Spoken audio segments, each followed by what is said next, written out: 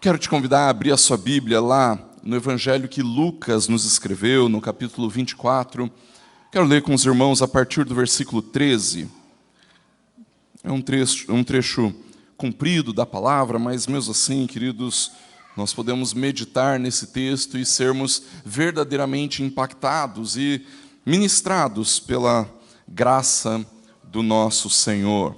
Lucas, capítulo 24, nós vamos ler, queridos, do versículo 13 ao versículo de número 35. Lucas 24, do 13 ao 35. A palavra do Senhor nos diz assim: naquele mesmo dia, 2 discípulos estavam indo para uma aldeia chamada Emaús, que ficava a uns 10 quilômetros de Jerusalém. E iam conversando a respeito de tudo o que tinha acontecido. Enquanto conversavam e discutiam, o próprio Jesus se aproximou e ia com eles.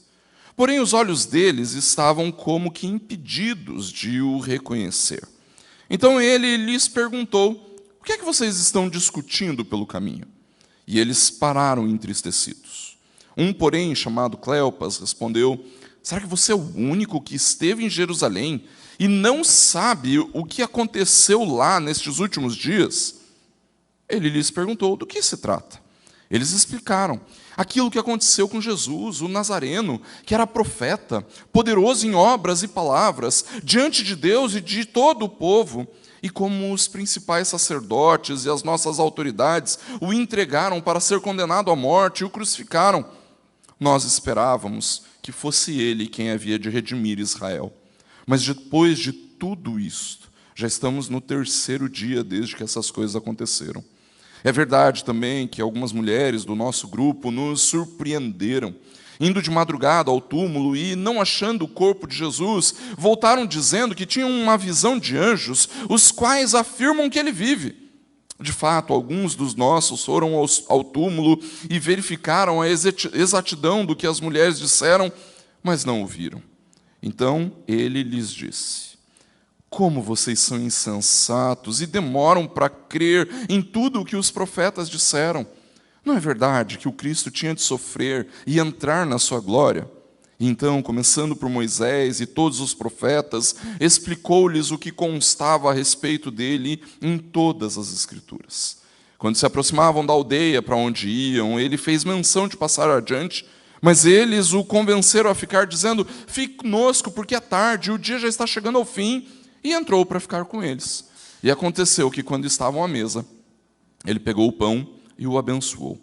Depois partiu o pão e o deu a eles. Então os olhos deles se abriram, e eles reconheceram Jesus. Mas ele desapareceu da presença deles. E disseram um ao outro: não é verdade que o coração nos ardia no peito, quando ele nos falava pelo caminho, quando nos explicava as Escrituras? E na mesma hora, levantando-se, voltaram para Jerusalém, onde acharam reunidos os 11 e outros com eles, os quais diziam: de fato, o Senhor ressuscitou e já apareceu a Simão. Então, os dois contaram o que lhes tinha acontecido no caminho e como tinham reconhecido o Senhor no partir do pão. Vamos orar? Deus, em nome de Jesus, nós te louvamos pela tua palavra e clamamos, Deus, para que o Senhor derrame de graça sobre nós, sobre as nossas vidas, para que, impactados pela palavra, Deus, nós possamos ter a nossa vida transformada pela operação do Espírito em nós.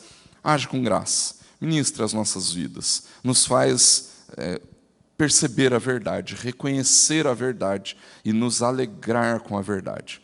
Opera, Deus, com graça. É isso que nós te pedimos em nome e para a glória do Senhor Jesus. Amém. Queridos irmãos, nós vivemos num tempo bastante difícil. Se você tem acompanhado os noticiários, eu acho que a resposta que o seu coração dá, a sua mente dá, não existe mais solução. Parece que cada dia, a cada momento que passa, a cada novo dia, a cada novo telejornal, a cada nova notícia que nós recebemos, nós ficamos ainda mais desesperançosos a respeito do nosso país. Acontece, queridos, que essa desesperança a respeito do país, a respeito do mundo onde nós vivemos, ela nem sempre afeta a nossa vida de uma forma clara. E às vezes a gente fica pensando como que isso pode melhorar daqui para frente, ou como que nós podemos nos sentir melhor daqui para frente e tudo mais. A realidade mesmo, queridos, é que ainda que nós não tenhamos muita esperança a respeito do nosso país, a respeito de como as coisas são construídas, a respeito de como o Brasil é governado e a respeito de como a sociedade funciona, ainda assim estas coisas, mesmo nos trazendo alguma falta de esperança, ainda assim elas não nos afetam a ponto de a gente falar assim, meu Deus, o que eu faço da minha vida? O que de fato nos afeta, queridos, e que de fato nos faz perder a esperança, nem sempre estão vinculadas à política, à economia, mas elas estão vinculadas àquilo que acontece conosco. É aquele concurso para o qual você se matou de estudar, mas não foi aprovado. O vestibular ou qualquer outro concurso. É algum problema na sua vida financeira? É algum familiar com um diagnóstico preocupante? É um amigo envolvido com drogas? Essas coisas, queridos, têm a capacidade de absorver a esperança do nosso coração. A gente olha para essas coisas e todas elas podem nos levar a um profundo desespero, a uma falta de esperança terrível. É os momentos da vida em que nós nos deparamos com isso e a sensação que nos dá é: o sonho acabou. O que é que eu faço da minha vida daqui para frente? Logo após a morte de Jesus, queridos, os seus discípulos estavam se sentindo assim. Eles sentiam que o sonho tinha acabado e que agora só restava para eles voltar à realidade que eles viviam antes de conhecerem, antes de andarem com Jesus. A nossa esperança já era, Jesus morreu, tudo mudou a respeito daquilo que nós pensávamos que seria o nosso futuro, mas ainda assim nós vamos voltar a continuar levando a mesma vida inútil, desesperada, sem esperança que nós levávamos até então. 3 anos com ele, mas ele morreu, e o sonho acabou, e nós não sabemos o que fazer. Irmãos, se até aqueles discípulos que caminharam tão próximos de Jesus passaram por algo assim, o que nos leva a pensar, irmãos, que nós estaríamos imunes a essa falta de esperança, a esse desespero que às vezes pode tomar conta do nosso coração? A sensação de o sonho acabou, queridos, faz parte da nossa vida, todos nós já passamos por isso em algum momento, ou se não passamos, certamente um dia passaremos. Muitos dos discípulos de Jesus naquele tempo, queridos, porque criam que ele era o Messias, entendiam que a redenção do povo de Israel, entendiam que a redenção do povo de Deus se daria de uma maneira política. Eles entendiam e criam que o Messias seria o libertador de Israel do jugo do imperador, do poderio romano. Mas quando Jesus morreu, a sensação foi aquela que nós citamos acima: desespero, falta de esperança, não existe solução para o nosso problema, o sonho acabou, vamos voltar à vida normal, porque o sonho acabou. E, queridos, em parte, os discípulos tinham razão de pensar assim.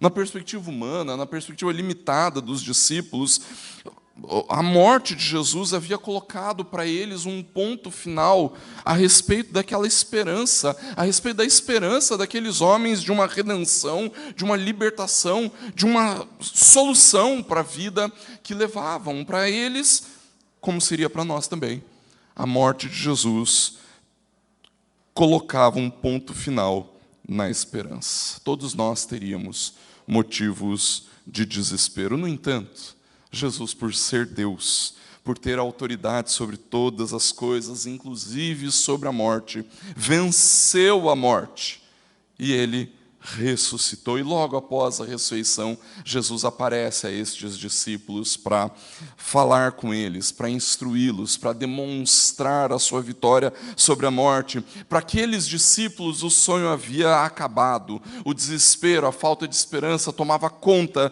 das suas vidas. No entanto, Jesus, o Nazareno, como eles mesmos dizem, o ressurreto, começa a caminhar com eles.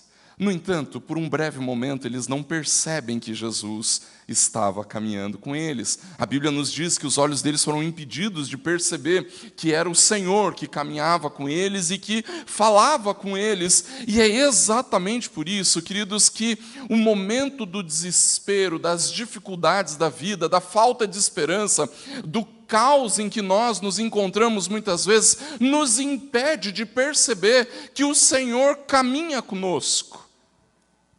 Agora, se nós não conseguimos perceber que o Senhor caminha conosco, então nós corremos o risco de mantermos a nossa esperança no local, no lugar, na pessoa, nas condições, na perspectiva errada. O versículo 21 nos diz, queridos, que aqueles discípulos que caminhavam falam assim: nós esperávamos que fosse Ele quem havia de redimir Israel, mas depois de tudo isso já estamos no terceiro dia desde que estas coisas aconteceram. Nós esperávamos que Ele ia redimir Israel, mas Ele morreu, o sonho acabou e não é Ele quem vai redimir Israel. Queridos, quando nós vivemos tempos difíceis, muitas são as, entre aspas, esperanças que aparecem para nós. E se nós não reconhecemos que Jesus caminha conosco, nós corremos o risco de nos apoiarmos em falsas esperanças que nos aparecem. Aqueles discípulos tinham andado com Jesus por uma boa parte do seu ministério, e tudo aquilo que eles tinham visto, os seus milagres, os seus sermões, os seus ensinamentos, tudo o que Jesus havia visto, tudo o que eles haviam visto e presenciado que Jesus realizou, ainda assim soavam para eles como um sonho. Aconteceu, mas acabou. E é isso exatamente que acontece quando nós não percebemos que Jesus caminha conosco. Porque quando eles enfrentaram uma situação de falta de esperança, todos esses milagres foram esquecidos. Os ensinamentos foram deixados de lado. Os sermões foram apagados da lembrança e da memória, porque não reconheciam que Jesus caminhava ao lado deles. Eles não percebiam a presença de Jesus. Tudo aquilo que eles viveram com Jesus foi colocado de lado, porque eles estavam firmando a sua perspectiva numa perspectiva errada. A esperança de uma redenção política, alguém que viria para libertá-los, para libertar o seu povo do poderio do Império Romano. Queridos, todos nós enfrentamos dificuldades, mas a maneira como nós enfrentamos essas dificuldades pode nos levar a correr um sério risco espiritual. Porque quando nós passamos por tempos de falta de esperança, quando nós passamos por tempos difíceis e não reconhecemos que Jesus caminha conosco, então nós corremos um risco muito grande de confiarmos naquilo que nós criamos antes de Jesus. Se você cria que o seu dinheiro é a solução dos seus problemas, você vai voltar a colocar a sua esperança no dinheiro. Se você acha que as convicções da sua família, morais e éticas da sua família que vão resolver os seus problemas, você volta a confiar a sua esperança nestas coisas. Se você entende que a sua carreira, a sua formação é a solução dos seus problemas, você vai depositar a sua esperança nisso. Se você acha que o entretenimento, o seu bem-estar é a solução para a sua vida, é nisso que você vai depositar a sua esperança. Se você acha que a política é na política que você vai depositar a sua esperança. Quando nós não reconhecemos que Jesus caminha conosco, nós firmamos a nossa esperança nas coisas erradas. Mas nós também fazemos algo quando não percebemos que Jesus está conosco. nós achamos que os grandes feitos de Deus são apenas boatos, sustos, pequenas surpresas.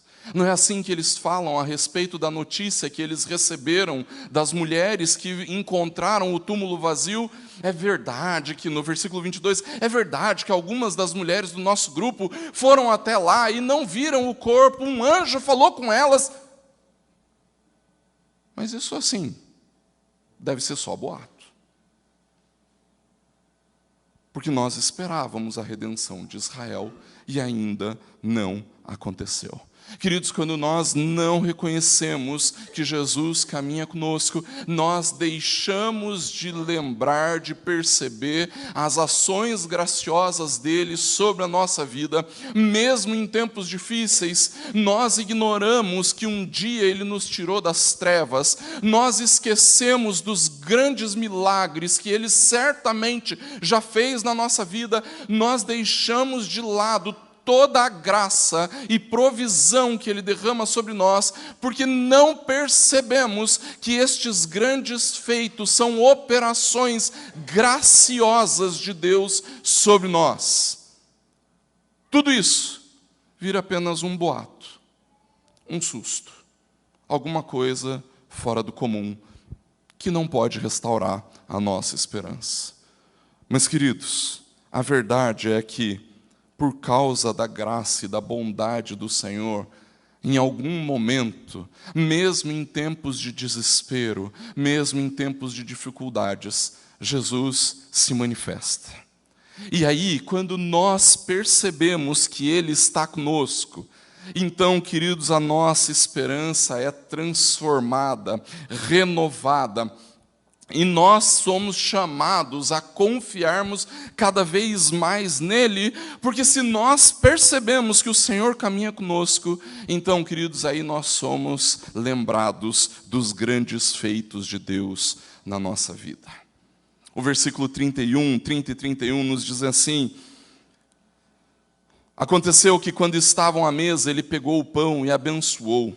Depois partiu o pão e deu a eles. Então os olhos deles se abriram e eles reconheceram Jesus. Queridos, veja, aqueles discípulos tinham presenciado muitas das ações de Cristo, muitos dos seus milagres, dos seus poderosos feitos, e eles perceberam no partir do pão que aquele era Jesus, o ressurreto. Se você lembrar, esta é a forma como nós nos referimos à ceia do Senhor, não é verdade? Jesus abençoou o pão, o partiu, o deu aos seus discípulos. Mas existe um outro grande feito de Cristo, um outro grande milagre em que é descrito desta mesma forma. Você lembra? A multiplicação dos pães e dos peixes. Jesus orou, abençoou o pão, os peixes, partiu e entregou. E alimentou uma multidão. Lá em João capítulo 6, queridos, nós lemos esta realidade, este fato, este milagre que Jesus realizou, e por isso, neste momento, aqueles discípulos, os olhos deles se abrem para perceber que Jesus estava com eles o tempo todo, mesmo quando eles estavam desesperados, sem esperança, em dificuldade, sem esperar nada de bom a respeito da vida, mas então eles percebem: Jesus está conosco. E então eu preciso me lembrar de tudo aquilo que Ele fez na minha história, na minha vida, mas não apenas isso. Quando nós reconhecemos que Jesus caminha conosco, irmãos, o nosso coração passa a arder pela verdade de Deus, pelas coisas de Deus.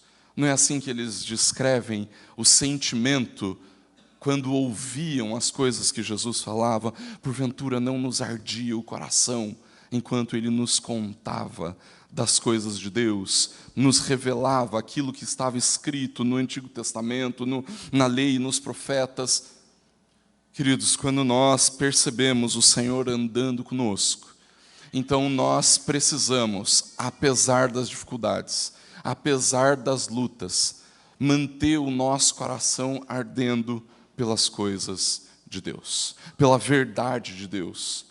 Tudo isso, queridos, para que a nossa esperança seja renovada, para que o desespero não nos absorva, para que o desespero não faça de nós gente completamente alienada de Deus, de quem Deus é, daquilo que Ele faz, mas que, ao contrário, a nossa esperança seja renovada, porque nós reconhecemos que Jesus caminha conosco.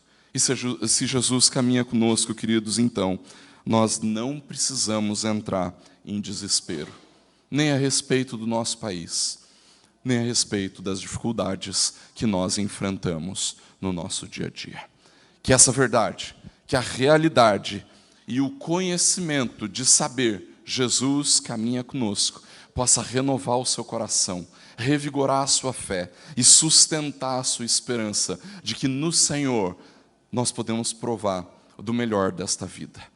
Ele é a porção da nossa herança. E apesar de todas as lutas e dificuldades, nele nós firmamos a nossa vida, a nossa existência. E por isso experimentamos de esperança. Que o Senhor console nosso coração